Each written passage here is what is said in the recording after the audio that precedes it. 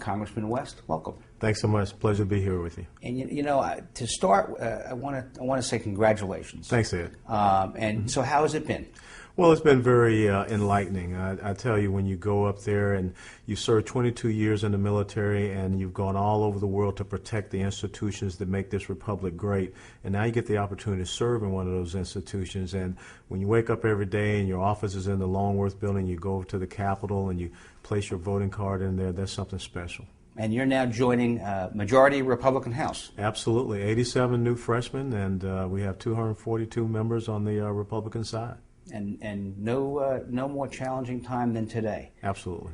Florida is with unemployment in Florida about 12%. Yes. How do we fix the economy? Well, the most important thing is, last week when I was sitting there listening to the State of the Union address, and you hear the president talk about investment and innovation, that's just a new connotative meaning for government spending.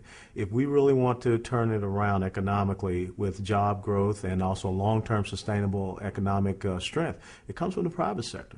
It comes from reducing the taxation burdens and the regulatory burdens we put on them. You look at something such as the corporate business tax rate, which will soon be the highest in the world at 35%. You got to cut it in half. You got to look at simplifying the individual tax code. You got to give people some certainty and predictability so that, it's not this election cycle soundbite mentality that's going to get us to where we need to be in this country. We've got to have long-term visionary leadership that looks in the 20 to 30-year realm, and I think that's what we're going to do. How do we get private business to feel confident enough to hire? I think they have to see us in Washington, D.C. take care of business up there. I mean, you and I had a great discussion before we came here about how you imparted some austerity measures. Well, we got to do the same thing up in Washington, D.C. because it's not a revenue problem here in the United States of America, it's a spending problem. Fiscal year 2010, $3.3 trillion of government spending, and we only brought in about $2.2 trillion of revenues. So if we continue down this path of 1.42 trillion, 1.29 trillion, CBO just last week said 1.48 trillion in deficits, the private sector is not going to have any confidence in us doing the right thing. So that's where we have to make that change. And what can this Congress do to encourage both small and larger business to hire and to research and put more money into research and development for innovation? What can they do?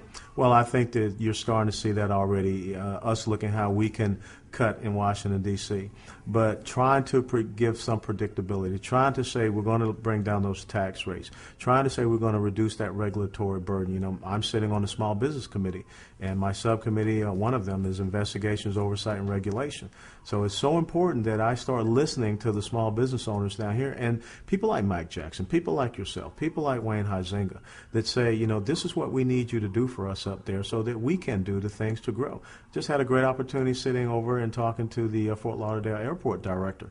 They're going to bring in that new southern runway. Right. And you think about the jobs that will create. You think about the increased revenues. I mean, $2.7 billion a year, that's what that airport brings in. Right. And when you bring it in together with the world's largest cruise port, now we're talking about how we turn around down here in South Florida. What specifically can Congress do? And what specifically, Congressman West, can you do to breed confidence in the small business owner to hire the extra account, or to hire the extra clerk, or to invest in new technologies? I give you a great example. One of the reasons why we had to extend the Bush era tax cuts, because small businesses operate at the S Corp, the personal income tax rate.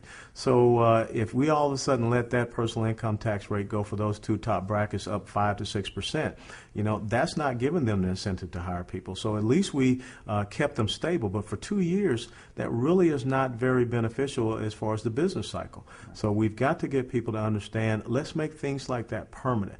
Then you look at this health care law that we just voted to repeal. The good thing is that even the president admitted, this 1099 regulation, you got to get rid of it. But when you dig through that health care law, where it tells small businesses you must stay under 50 employees, because if you go above 50 employees, now all of a sudden we're going to fine you even more so. How is that providing an incentive for our small businesses to grow? Right.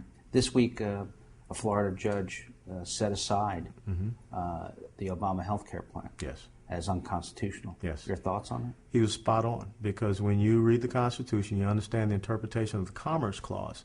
The federal government is responsible for commerce between states, between foreign nations, and also the Indian tribes. It is laid out very plainly. Right. So when the federal government starts to get in the business of telling an individual citizen that they must enter into a private contractual agreement for a certain commodity, that's outside their boundaries and their mandates. And so Vincent was right on. Let me switch gears. You mentioned that we don't really have a revenue problem. We have more of a spending problem.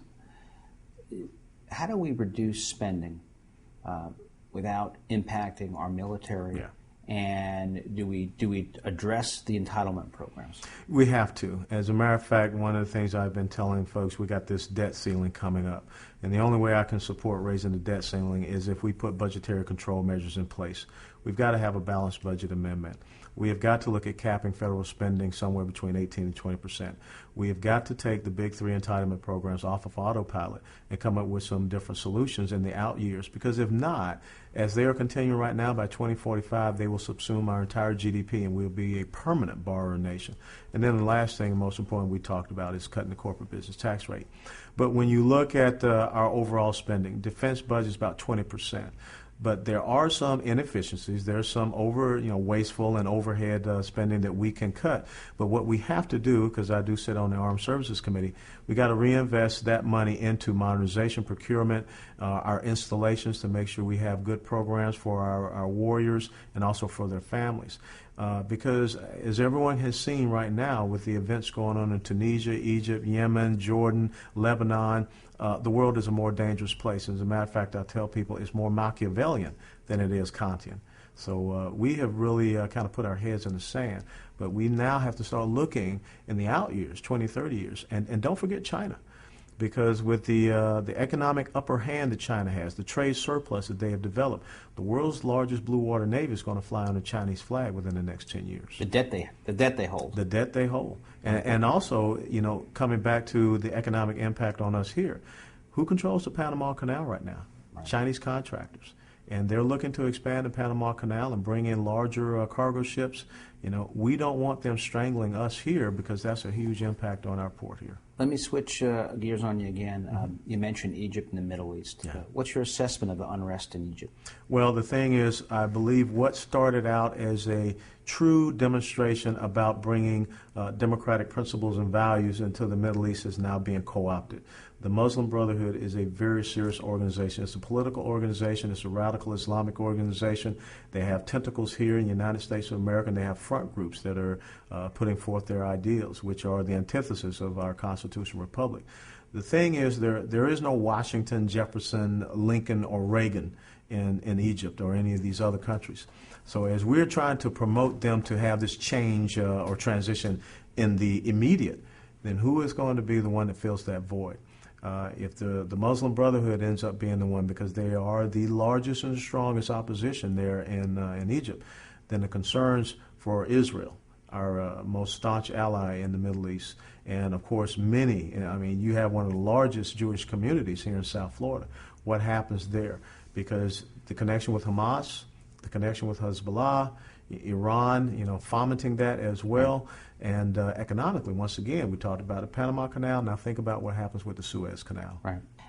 Talk a little bit more about the potential impact of the instability in the Middle East today on our closest friend there, Israel. Well, when you look at Israel at this current time, there's a very tenuous peace agreement between Egypt and Israel. And a lot of people have to remember it was the Muslim Brotherhood that assassinated Anwar Sadat. Right. And then Mubarak came in. And so he has had to be very tough on that organization.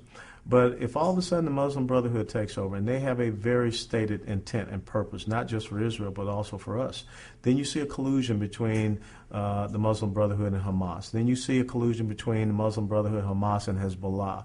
You see a collusion then with the Islamic Jihad.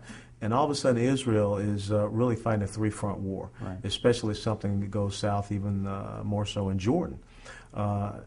We've got to stand with Israel. I mean, that's an economic partner. The inextricable tie that we have with the modern state of Israel cannot be broken. And what can the White House do now? The most important thing we have to understand, and this is where you have to be a student of history, because you go back 32 years ago, Carter, Iran, Shah, Ayatollah. You fast forward to now, Obama, Egypt, Mubarak, Muslim Brotherhood. If we continue to show weak leadership in that part of the world, they're going to take advantage of that. And never forget that it was after the civil wars in Afghanistan, there was a certain group that said they would come in and try to bring peace, stability, and civil society. The Clinton administration recognized them, and that group was called the Taliban. And this kind of dovetails into your policy of strength, peace through strength. That was Reagan's policy. That was what enabled us to bring the Soviet Union down. And as he said, standing there, Mr. Gorbachev, tear down this wall. And those simple words resonated all across Eastern Europe. And you saw the movement in Poland and Hungary and Romania, because the human spirit wants liberty. It wants freedom. But it also needs principled and very resolute leadership to follow. Well, it should be interesting times. We're thankful for your past and your current service to our country. Absolutely. Congressman West, thank you very much. Thanks for having me, Ed. Appreciate it.